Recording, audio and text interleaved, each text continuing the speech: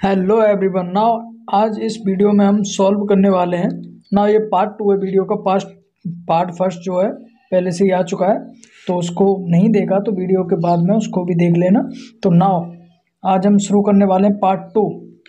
तो उसमें हमने क्वेश्चन 20 करा दिए थे, यानी 20 क्वेश्चन हम कंप्लीट कर चुके थे। 20 के बाद में इस वीडियो में आगे को हम करने वाले हैं कंटिन्यू। तो नाउ चलो शुरू करते हैं। शुरू करने से पहले एक और बात आपको बता दूं, मैं इस वीडियो को ज़्यादा से ज़्यादा शेयर जरूर कर देना। कम से कम एक व्हाट्सएप ग्रुप में शेयर जरूर करना है भाई। चाहे सब्सक्राइब करो, लाइक करो ना करो, वो आप पे डिपेंड करता है, लेकिन शेयर जरूर कर देना मेरे कहने से प्लीज़। तो नाउ चलिए स्टार्ट करते हैं। इसमें सबसे पहला क्वेश्चन है हमारा 21 क्वेश्चन है, तो ये करेक्ट करना है। इसमें कुछ मिस्टेक है। The roads of Delhi are wider than Allahabad. इसमें कौन सा आपको गलत लग रहा है? तो देखिए ये कंपैरिजन हो रहा है, तो कंपैरिजन में एक रोड नहीं है, वहाँ पे एक से ज़्यादा रोड है दिल्ली में, और सेम ऐसे ही इलाहाबाद में भी एक रोड नहीं है, एक से ज़्यादा है। तो यानी कि पहला जिसमें जो कह रहा है द रोड्स ऑफ दिल्ली, मैं करेक्ट बताऊंगा। आप इनको पॉज करके वीडियो को देख सकते हो, समझ सकते हो आराम से। मैं करेक्ट ही ऑप्शन आपको बताने वाला हूँ डायरेक्ट, ताकि ज़्यादा टाइम कंज्यूम ना हो। तो इसमें the roads of Delhi are wider than those of Allahabad, इसमें पहला आंसर जो है बिल्कुल सही है, पहला ऑप्शन। दूसरे पे चलते हैं। इसमें भी करेक्ट द फॉलोइंग सेंटेंस है, one should not waste his time. जब वन की बात होती है उसमें कोई भी हो, यानी हर किसी की बात होती है, इसमें वन शुड नॉट, किसी को नहीं करना चाहिए, अपना टाइम वेस्ट नहीं करना चाहिए। तो इसमें जब वन पहले सब्जेक्ट है तो अपने के लिए यानी पसेशन के लिए वंस का यूज होगा। तो इसमें C is the correct option, one should not waste one's time होगा। एंड नाउ नेक्स्ट है correct the following sentence, he is senior than me, यानी कि वो मुझसे सीनियर है। तो देन नहीं आता सीनियर के लिए, सीनियर के बाद हमेशा टू का यूज होगा। इस चीज़ को ध्यान रखना, हमेशा टू का यूज होगा। तो कहाँ दिख रहा है, he is senior to me, B is correct option. Now next में चलते हैं, करेक्ट द फॉलोइंग सेंटेंस, ये भी करेक्ट ही करना है आपको। He is my older brother, ये सभी को पता होगा, ओल्डर की जगह पे एल्डर आ जाएगा, बिल्कुल करेक्ट हो जाएगा। तो नाउ देख सकते हैं कहाँ पे चल रहे हैं, he is my elder brother, यानी कि D option is correct. Next पे चलते हैं, करेक्ट द फॉलोइंग सेंटेंस, ये भी आपको करेक्ट करना है। He is an university professor. तो यूनिवर्सिटी के साथ कभी भी एन का यूज नहीं होता, वहाँ ए का यूज होता है। जहाँ पे ए का यूज हो रहा होगा जिस भी ऑप्शन में, वो करेक्ट जो ऑप्शन हो जाएगा। He is a university professor, यानी कि सी ऑप्शन जो है करेक्ट है। और नेक्स्ट पे चलते, correct the following sentence, she comes to college by a bicycle. तो बाई अ बाइसिकल नहीं होगा, केवल बाई बाइसिकल होगा, क्योंकि बाई अ बाइसिकल गलत होता है कहने में। तो इसमें जो बी ऑप्शन है आपका, she comes to college by bicycle, ये बिल्कुल सही है। नाउ नेक्स्ट पे चलते हैं, क्योंकि देखो सेम का सेम, यानी कि ऑप्शन पहले में दिया है she comes to college on a bicycle, तो ऑन के बाद ए नहीं आने वाला, क्योंकि बाइसिकल एक है बेशक, लेकिन एक का मतलब होता है कोई एक, यानी कि बी इसमें सही है। नेक्स्ट पे चलते हैं, floor is made of wheat, ये भी करेक्ट आपको करना है, यानी कि गेहूं का बनाया जाता है आटा। तो इसमें ये है, ये गलत है, किसी तरीके से आपको सही करना है। तो इसमें पहला जो है बिल्कुल सही हो जाएगा, floor is made from wheat हो जाएगा। ठीक है, तो नेक्स्ट पे चलते हैं। तो नेक्स्ट है हमारा, what is the meaning of the word abetment. Abetment अगर आपने आईपीसी में पढ़ा हो 107 जो सेक्शन है उसका, वो अवेटमेंट के बारे में ही बात करता है। तो इसका हिंदी होता है दुष्प्रेरण, यानी 20 the correct option. Now next पे चलते हैं, which is not the correct meaning of the word damages. तो डैमेजेस यानी टॉट में आपने पढ़ा हो तो क्षति होता है, नुकसानी भी होता है, क्षतिपूर्ति भी होता है डैमेजेस का मतलब, लेकिन हर्जाना नहीं होता, यानी कि बी इसमें सही है। नेक्स्ट पे पढ़ते हैं, what is the meaning of the word accomplish. Accomplish का मतलब होता है दोस्त, सहपाठी, यानी कि साथी। तो इसमें ए जो है सही है। अब नेक्स्ट पे पढ़ते हैं, what is the meaning of the term S cheat. S cheat का क्या मतलब होता है? देखो एस चीट का मतलब धोखा देना नहीं होता, धोखा देने वाला व्यक्ति भी नहीं होता। राजगामित्व, बिल्कुल सही है, राजगामित्व होता है, यानी कि सरकार की जो संपत्ति होती है उससे मतलब होता है, हड़पना नहीं होता, जो डी में दिया गया है, यानी कि C is the correct option. Next पे चलते हैं, नेक्स्ट है हमारा, what is the meaning of the term hearsay. Hearsay का मतलब होता है अनुश्रुति, जो आपने कानों से सुनी है। हेयरसे का मतलब होता है अनुश्रुति, इसे देख के ही आपको लगा देना डायरेक्ट ही। ये कुछ ऐसी लीगल टर्म्स होती हैं जो यूज़ हमेशा होती हैं, ज़्यादातर होती हैं और रिपीटली होती हैं, तो इसीलिए इनको तो आप एक तरह से रट ही लो। Choose the correct meaning of the term समाश्रित, ये आपने कॉन्ट्रैक्ट में पढ़ा होगा, समाश्रित हित इन इंग्लिश, तो इसमें जो करेक्ट ऑप्शन हो जाएगा वो हो जाएगा सी, कॉन्टिजेंट इंटरेस्ट।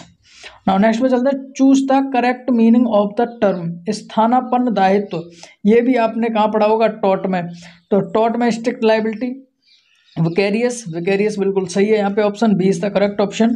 तो नेक्स्ट है हमारा, what is the meaning of the term अपहरण, अपहरण, इसमें सबसे ज़्यादा बच्चे कंफ्यूज होते हैं और गलत ऑप्शन लगाते हैं, इस चीज़ का हमेशा ध्यान रखने ना। अपहरण जो होता है किडनैपिंग नहीं होता, अगर आप सोच रहे हो तो किडनैपिंग होता है व्यपहरण और एबडक्शन होता है अपहरण, तो इसमें ए जो है सही आंसर है। इसमें बहुत सारे बच्चे कंफ्यूज होते हैं, इसको ध्यान से देख लेना, ये आईपीसी में दिया गया है। नाउ नेक्स्ट देखते हैं हम question, choose the correct meaning of the term इच्छा मृत्यु, इच्छा मृत्यु जो होता है उसका करेक्ट मीनिंग कौन सा, मर्सी किलिंग, वो होता है किसी दया से किसी को मर जाना खुद ही, मतलब इसका मतलब हो जाएगा मुझे जीने नहीं दे रहे तो मर जाने दो। ये है यूथेनाशिया, यूथेनाशिया जो है इच्छा मृत्यु होती है, ये बिल्कुल सही आंसर है आपका। नाउ नेक्स्ट पे चलते हैं, what is the meaning of the term विशेषाधिकार इन इंग्लिश, तो इम्यूनिटी तो होती नहीं, आपको पता है, प्रिविलेज बिल्कुल सही है, सोवेरेंटी संप्रभुता होती है, तो यानी B is the correct option. तो नेक्स्ट पे चलते हैं, what is the meaning of the Latin term de jure, de jure क्या होता है, डिजियोर का मतलब आपने पढ़ा हो तो ये लीगल टर्म है, लीगल टर्म है, इसका जो मीनिंग होगा, देखो हिंदी और इंग्लिश दोनों में दिए गए हैं, आपको अगर इंग्लिश समझना आती हो, कम कम आती हो तो आप हिंदी का भी यूज़ कर सकते हैं, और हिंदी ना आती हो तो इंग्लिश में तो मैं बता ही रहा हूँ आपको। तो डिजियोर का मतलब होता है बाई राइट, ठीक है। तो नेक्स्ट पे चलते हैं आप, choose the correct meaning of the Latin term x party, x party का मतलब होता है एक पार्टी, एक पार्टी। अब इसमें देख सकते हो आप एक पार्टी कहाँ लिखी हुई है, देखो सबसे डी वाला देखो सबसे पहले, तो डी वाले में टू साइडेड, यानी देखते ही गलत है, प्रीवियस पार्टी बिल्कुल गलत है, जो कि ज़्यादातर बच्चे इसी को ही लगा देते हैं क्योंकि एक्स से प्री समझते हैं, क्योंकि एक्स नहीं है वो तुम्हारी रियल लाइफ वाली, ठीक है ना, तो यहाँ सी भी गलत है। बाय द पार्टी ये भी गलत है, वन पार्टी का सेंस कहाँ पे जा रहा है, तो वो जा रहा है ए में, तो A is the correct option. Next question हमारा, choose the correct meaning of the Latin term quo warranto, quo warranto आपने पढ़ा होगा, ये 5 तरह की रिट होती हैं सुप्रीम कोर्ट के पास में, जो हमारे पास हो सुप्रीम कोर्ट जो जिन्हें इशू करता है, तो नाउ को वारंटो का मतलब होता है व्हाट इज योर ऑथोरिटी, आपका अधिकार क्या है, तो D is the correct option. Next पे चलते हैं, what is the meaning of the term intra vires, intra vires का मतलब होता है विद इन द पावर, मतलब शक्ति के भीतर, अपने अंदर की शक्ति, तो बियॉन्ड द पावर होता नहीं है, शक्ति के भीतर, यानी कि जो हमारे शक्ति के भीतर है, यानी कि B is the correct option, within the power होगा यहाँ पे, B is the correct option. Next पे चलते हैं, give the meaning of the Latin phrase damnum sine injuria, तो ये आपने टॉट में पढ़ा ही पढ़ा होगा, ये सबसे इम्पॉर्टेंट है, ये समझ लेना, इससे क्वेश्चन बनेगा ही बनेगा 110%। तो यहाँ पे कह रहा है, देखो सिने का मतलब होता है विदाउट, बस इतना समझ लेना है। डैमनम का होता है डैमेज, इंजरिया का होता है इंजरी, तो यहाँ पे देख लो डैमनम विदाउट इंजरी कहाँ पे लिखा हुआ है, वो लिखा हुआ है बी में, तो B is the correct option. Next पे चलते हैं, choose the correct meaning of the Latin term caveat emptor, caveat emptor का मतलब होता है लेट द बायर अवेयर, यानी कि जो बायर होता है, जो खरीदने वाला होता है, उसको अवेयर किया जाता है, उसे अवेयर होना चाहिए ऐसा, यानी कि let the buyer aware, aware करो उसे बायर को, यानी क्रेता को, तो is the correct option. Next पे चलते हैं, तो नेक्स्ट है, what is the meaning of the term defendant, defendant का मतलब तो सभी को पता ही होगा कौन होता है, प्रतिवादी होता है, ठीक है ना, जो अपने आप को डिफेंड करता है, किससे, वादी से, जो वादी उस पर आरोप लगा देता है तो अपने आप को डिफेंडेंट ही तो करता है, वो डिफेंड करता है, तो इसीलिए प्रतिवादी हो जाएगा यहाँ तो आंख बंद करके, यानी B is the correct option. Next पे चलते हैं, choose the correct meaning of the term investigation, सबसे पहला है जांच, इन्वेस्टिगेशन में जांच बिल्कुल गलत होता है, इन्वेस्टिगेशन जांच नहीं होती है। तो दूसरा देखते हैं, साक्ष्य एकत्र करने की प्रक्रिया बिल्कुल इन्वेस्टिगेशन ही कहलाती है, सी है हमारा अन्वेषण, तो हिंदी में इन्वेस्टिगेशन को अन्वेषण ही बोला जाता है, यानी कि D is the correct option. Next पे चलते हैं, choose the correct meaning of the term next friend, next friend का मतलब क्या होता है यहाँ पे, कि कोई भी जो अवयस्क है या पागल है किसी वजह से होता है, तो उसका जो गार्जियन नियुक्त किया जाता है तब तक के लिए, जब तक वो या तो वयस्क नहीं हो जाता, या फिर जो पागल है या किसी वजह से वो असक्षम है, जो सक्षम ना हो जाए जब तक के लिए, तो गार्जियन फॉर द प्लेंटिफ कोई भी हो सकता है, जरूरी नहीं गार्जियन ही हो, ठीक है, कोई भी हो सकता है, इसीलिए इस ऑप्शन को देखते हुए इसमें सही आंसर हो जाएगा D, friend of the court. Next पे चलते हैं। What is the meaning of the Latin phrase res स्पो लिक्विटर? तो ये इतना इंपॉर्टेंट है, ये समझ लो, ये भी टॉट में आपने पढ़ा होगा, आपकी नज़र में आ रहा होगा। ये टॉट से क्यों आ रहे हैं ज़्यादा? टॉट से ज़्यादा नहीं आ रहे, लीगल टर्म है, कहीं से भी आ सकते हैं, लीगल टर्म है, ये तो आपको रटे हुए होने चाहिए। तो ये टॉट का है, वैसे तो टॉट में ही पढ़ा है मैंने, और जब से रटा हुआ है मुझे। तो इसका जो है, इसका मतलब होता है the things speaks by itself, मतलब घटना स्वयं बोलती है, खुद बोलती है कि वो गलत है या सही है, ठीक है। तो the things speaks by itself, C is the correct option. Next पे चलते हैं। What is which of the following is called as apex court? Apex court कौन सा होता है? तो आपको इनमें से तो वैसे कन्फ्यूज़न होना चाहिए। एपेक्स कोर्ट आप अगर लॉ कर रहे हो तो सबसे पहले कौन सा कोर्ट आता है? सुप्रीम कोर्ट आता है, बस आंख बंद करके उसी लगा दो। नेक्स्ट पे चलते हैं। Rule of law is embodied under which article of the constitution of India? मतलब रूल ऑफ लॉ पे कहाँ पे होता है? तो सबसे नीचे वाला देखिए, डी वाला, आर्टिकल 21 राइट टू लाइफ, और सी वाला देखिए क्या राइट टू एक्सप्रेशन होता है, वो फ्रीडम, जो एक्सप्रेशन का फ्रीडम होता है। और 14 क्या होता है? इक्वलिटी बिफोर लॉ, हाँ, इक्वल प्रोटेक्शन ऑफ लॉ। और ए होता है जो जिसमें कि वहाँ से शुरू होता है, यानी राज्य की परिभाषा है। तो यानी कि इन सभी को देखते हुए 20 द करेक्ट ऑप्शन हो जाएगा हमारा। Which of the following right is not included in right to life? जो राइट टू लाइफ है हमारा आर्टिकल 21, उसमें कौन सा इनमें से इंक्लूड नहीं है?